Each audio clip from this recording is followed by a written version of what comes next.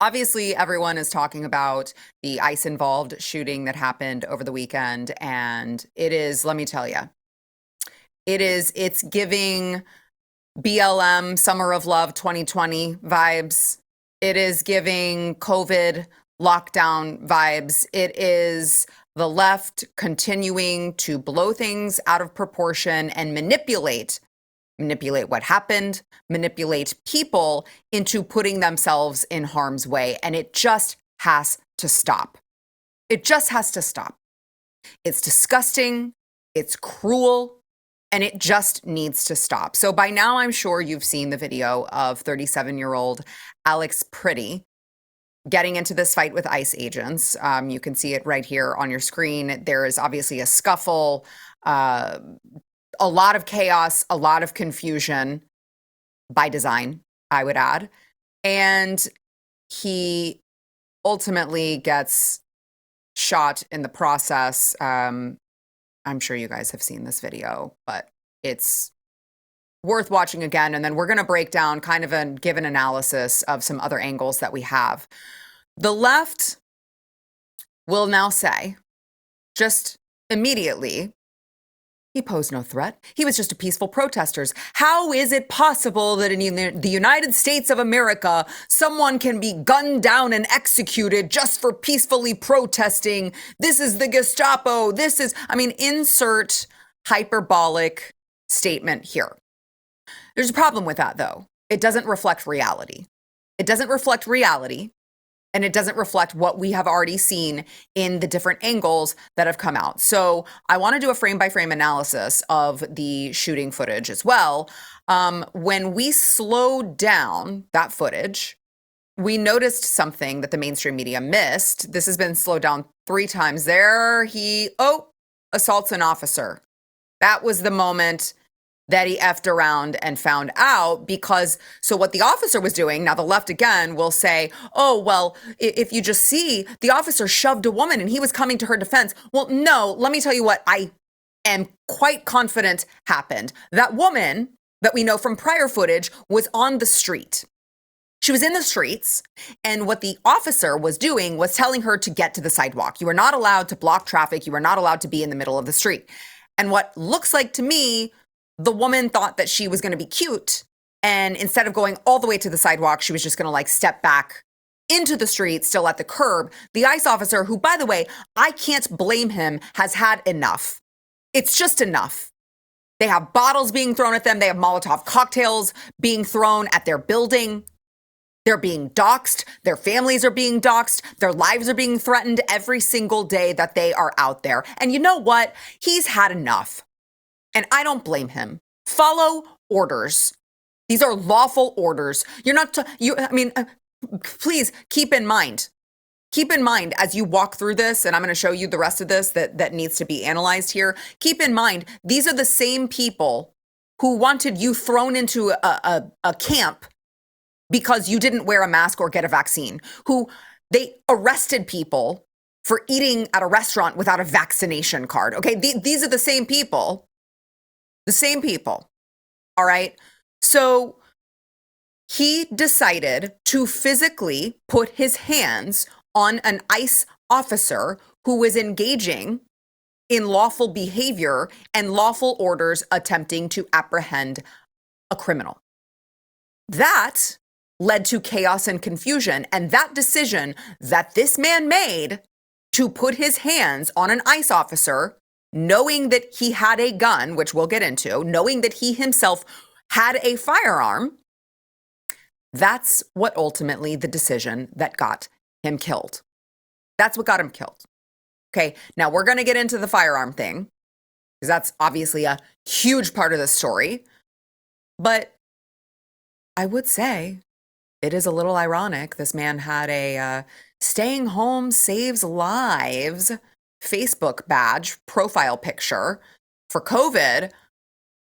Yeah, I would say the same rules apply here, buddy.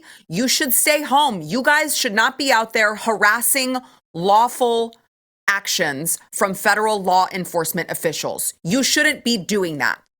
Staying home and staying out of the way and allowing our federal law enforcement to go apprehend illegal, violent criminals who shouldn't be here is a thing that you should do. Stay home. It could save your life. All right. Now, the Democrats, as you would expect, because they're just ghouls, like they have no floor, they have no bottom, they just continue to get lower and lower and lower. You saw how they tried to use Renee Good as their little martyr, and then it became a little inconvenient when the rest of the footage came out, when the body cam footage came out, clearly showed her smiling, not letting her wife in the car, knowing that she was about to step on the gas as she had an ICE officer in front of her. And that became a little inconvenient to make her the martyr. And so they thought, okay, we're going to make this guy the new martyr. We need a martyr. We got to have one. We got to have one to fan the flames. And now they think nothing can dispute this video. This was an execution in cold blood in the streets of the United States of America. Except when you slow it down again, agents had taken his gun in the scuffle, but he didn't know that. So I want you guys to watch him reaching for his weapon. We've got a side-by-side here. Yeah, there it is. And so you see him reach right there. It's very quick. But so because it's very quick, we've got it also, we've got one. Let's do with the circle. And so when you watch, there he reaches right there for his holster. Don't know if that's one of the extra magazines that he had. Don't know, like, what was he reaching for? Because here is what we know. I hear that there's body cam footage. I would love to see it. Here's what we know. His weapon was a SIG P320. Those of you who love firearms know that a SIG P320 has a very long and sordid and controversial history because it has been known to misfire. It has been known to go off when it was not supposed to. And what you also know when you slow down all of this footage is that one of the agents when he starts fighting with ICE, he resists arrest. He starts fighting with ICE. He also, by the way, in that footage, starts like pulling and pushing the woman that was in front of him. I don't know if that's because he had just been pepper sprayed and he couldn't see and he was just grabbing on to whoever he thought that he was assaulting an ICE officer. But this is very unstable, chaotic behavior from a gentleman who the ICE agents realize has a gun. He has a gun and it's holstered. And by the way, you're allowed to bring a gun to a peaceful protest. You actually have a Second Amendment right to bring a gun wherever you go, in my opinion. But you also have a responsibility not to then engage in a physical altercation with a federal agent. Like, expect chaos and confusion to happen if you do that. So he had this weapon. They took it out of his holster. One of the agents is turning with it and it appears to go off. The guy reaches for, seems to be his gun. And at that moment, in that split second, an ICE officer has to make a decision. Does he have another gun?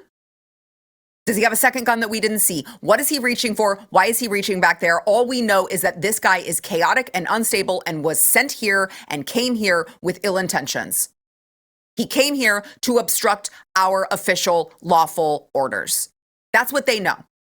And what I'm telling you is, you are not the good guys if you think that an ICE agent should just err on the side of what?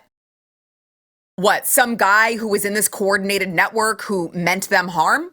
And they're just supposed to go, oh, it'll probably end up fine for me. I'm on the ICE agent's side every single time when the man knew what he was doing and causing chaos and confusion. So again, I welcome more video evidence. If it shows that these ICE agents murdered him in cold blood, which I don't believe that it will show, then I will absolutely say that's terrible and that can't happen. But what do you expect them to do? You have these ICE officers in a situation where they have been left to fend for themselves. They have been left with no cooperation from the governor, from the mayor. What else do you expect them to do? And in spite of that, in spite of the fact that you would think, that it would be a bipartisan effort to just get criminals out of our country. I mean, it's actually totally insane to me that this is where we're at in 2026. The Democrats are taking to the streets and acting like little human shields to avoid our federal government taking out the trash, taking out actual criminals. These are not people's abuelas, just innocent abuelas. I know that's another leftist talking point that I've heard. It's just these innocent illegals, which, by the way, just that in and of itself makes them criminals. But these are people with lengthy rap sheets. Like, you're going to go out there and be a martyr and act like a human shield for a child rapist. Be my guest, I guess. And Democrats just actually, this is how sick they are. They are watching this happen. They are watching these people try to obstruct our law enforcement from getting criminals out of our communities. And now they're fundraising off of his death. You have this Democrat Act Blue notification here. Alex Pretti is the limit. Governor Walz, end the operation. Stand with us. Donate $50 for 200% match if you just click on our Act Blue link. That is, I mean, again, I told you there is no bar with them. That is one of the lowest things that I have ever said. Governor Walz is the one who has blood on his hands from encouraging this violent and illegal behavior in his state. Maybe if he had actually cooperated in the first place, we would not be where we're at. Oh, but wait, that's not what he wants. He wants to fundraise, clearly. Now, it turns out this guy wasn't just a peaceful protester. You guys are going to be shocked to hear. According to the latest reports, he was mobilized by a highly organized left-wing group through messages. This is a far-left network that helped put Alex Pretti in harm's way, then made him a martyr. These are encrypted signal messages that show rapid responders mobilized demonstrators to harass federal agents, and socialist groups capitalized on killing to foment protests. So they're using the app Signal, and these Signal group chats, they're all coordinated. They're all coordinated and planned to create chaos and impede law enforcement from doing their jobs. They've been organizing these protests using databases to report and send out blasts. I think we have a picture of those databases to report and send out blasts to people to get them to interfere with law enforcement, which, as it turns out, is totally against the law. They are all breaking the law, and they are, as they are breaking the law, making themselves more unsafe and the ICE officers more unsafe. So everyone in the situation is now made more unsafe. The only difference is that there is one perpetrator of an illegal act and there is one who is literally just going in there trying to do their damn job, which is totally lawful. Taking violent criminals out of our communities. Okay, so let me show you this other one. Backup needed at the Black Forest Inn parking lot on Nicollet Avenue, just south of 26th Street. Multiple vehicles with many agents appear to be staging there. One confirmed ICE vehicle seen was a maroon Dodge Durango, but it has driven away northbound on Nicollet. And then they sent more people to mobilize after the guy was shot as well. So you come here to cause problems. You cause the problems. You have, of course, the consequence of you causing the problems. And then the solution, apparently, to these losers is to encourage more protests, more problems, more chaos, more confusion. And somehow it's the ICE agents' fault. And if you don't believe that this is the true intention of the Democrats at the very top, why don't I read to you what Bernie Sanders said after the shooting happened? I want to thank our courageous friends in Minnesota who, in below freezing temperatures, are standing up to ICE. The American people want democracy and justice, not authoritarianism. When we stand together, we win. So he is actually commending the people going out there and obstructing ICE and making them less safe. He has the audacity, the American people want democracy and justice, not authoritarianism. As if we didn't just elect a little over a year ago, a president to come in and deport the criminals? These people hate democracy, actually. This is the very essence of democracy. The people asked for it. The people voted for it. They're getting what they wanted. And you're going to call that authoritarianism? I mean, you listen to these people for longer than 5 minutes and you realize they don't want democracy at all. In fact, they hate democracy. They hate it. We see what they do every time they get just a little sliver of power. Just a little sliver of the authoritative smell. Like it's like there's sharks and there's blood in the water. This is really despicable stuff from Bernie Sanders, just kind of encouraging more people to take to the streets and do all of the illegal acts, knowing that he's not gonna be out there in harm's way. He can encourage all of these dummies, all of these sheep to take to the streets. He's not gonna be there. He's like, miss me with that, but you guys go out on ahead. I'm just going to fan the flames here and see what happens. Obama had the audacity to weigh in as well. The killing of Alex Pretti is a heartbreaking tragedy. It should also be a wake-up call to every American, regardless of party, that many of our core values as a nation are increasingly under assault.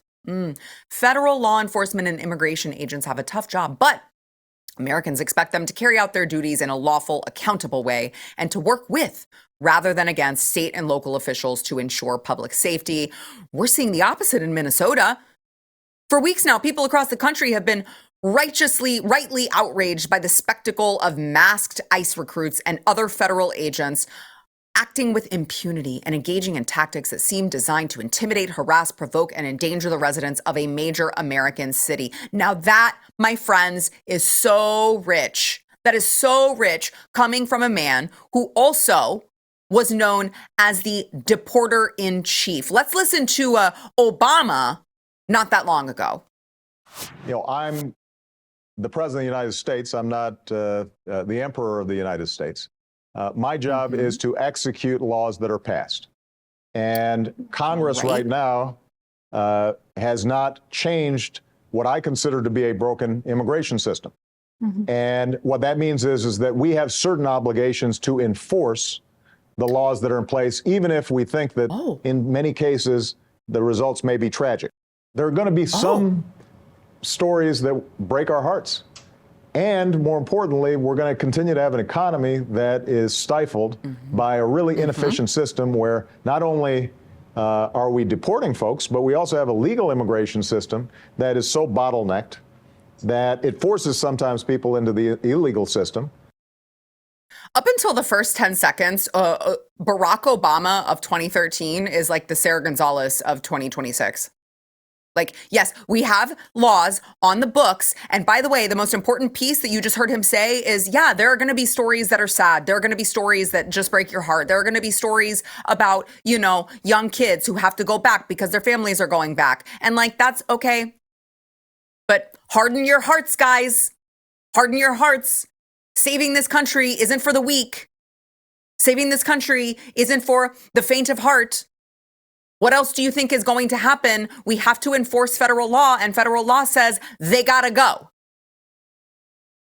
Interesting coming from the Barack Obama who dares say what he said yesterday. So I don't understand what Democrats expected to happen here. They have been inviting an escalation for months. They have been telling people to go out to prevent ICE from doing their jobs, to protect the criminals, the illegal criminals. Accidents are going to happen in this powder keg. There are going to be problems. There are going to be times where the chaos turns deadly. That is the fault of the agitators, not the ICE officers. This is not the time to give in to them. They created this chaos by resisting law enforcement. And when someone creates chaos, you don't give in to them. When someone starts throwing a fit, when your toddler has a meltdown, you have your toddler who's throwing an epic tantrum. What happens if you give in to them? What do they learn? They learn to throw a tantrum every single time to get their way because they've learned that you'll give it to them. As a parent, you know that's not the right thing to do. You know the right thing to do is to stand strong, which is what we need to do in this particular situation. Now, President Trump posted on True Social earlier, Governor Tim Walz called me with the request to work together with respect to Minnesota. It was a very good call, and we actually seem to be on a similar wavelength. I told Governor Walz that I would have Tom Homan call him, and that what we are looking for are any and all criminals that they have in their possession.